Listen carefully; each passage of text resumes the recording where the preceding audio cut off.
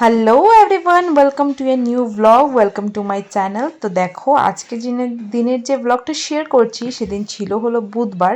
তো আমরা যেহেতু গুয়াহাটিতে গেছিলাম তোমরা জানোই, তো আজকে আমরা আবার ফিরে চলে আসবো লামডিংয়ে, মানে আমাদের বাড়িতে। তো সকাল সকাল কিন্তু আমরা উঠে গেছিলাম, আর একদম সকালের ট্রেন ছিল 6টা 20 নাগাদ। তো আমরা 5:30টার মতন আমরা বাড়ি থেকে বেরিয়ে গেছি, আর পিসিকেই জাস্ট ডেকেছিলাম। আর সবাই যে যার মতন ঘুমাচ্ছিল, আর কাউকে ডাকিনি এত সকাল সকাল, সবাইকে আর ডিস্টার্ব করিনি, কেন কি সকালবেলার ঘুমটা কিন্তু সবাই মানে ভীষণ ভালোবাসে।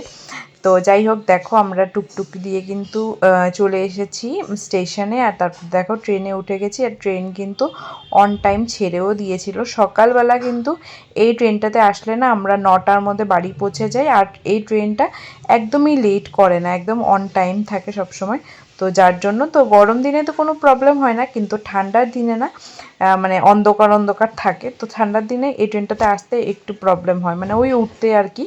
তো যাই হোক, তারপরে দেখো আমরা যেহেতু অনেক সকাল উঠেছিলাম না, খিদে খিদে পেয়ে গেছিলো, তো আমরা একটা ব্রেকফাস্ট অর্ডার মানে দিয়েছিল আর কি, নিয়েছিলাম। তো ওখানে ছিল হলো ব্রাউন ব্রেড, দেন কেচাপ, কাটলেট, এসব ছিল। যাই হোক, খাওয়া দাওয়া করে দেখো একদম অন টাইম কিন্তু আমরা 9টার মধ্যে লামডিং পৌঁছে গেছিলাম।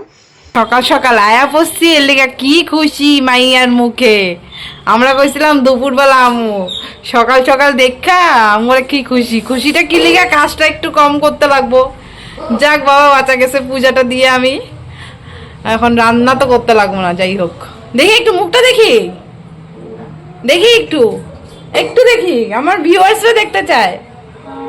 দেখি, ভিউয়ার্স করে দেখাবি না? দেখা, এই যে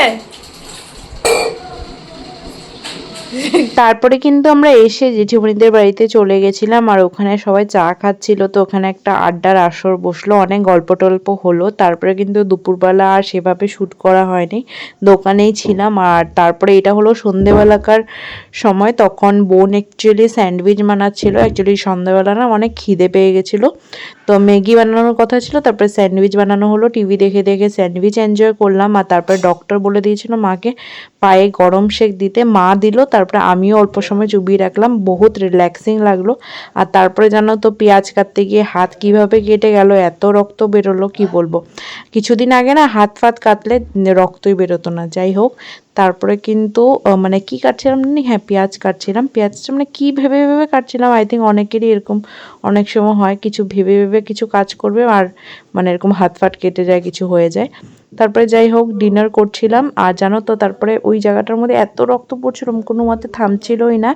তারপরে নেল পলিশ লাগিয়েছিলাম, নেল পলিশ লাগানোর চোটে তারপরে গিয়ে রক্তটা মানে পড়া কমলো। যাই হোক, তোমাদের এই ব্লগটা কেমন লাগলো জানিও। Thank you so much for watching, tata, bye by.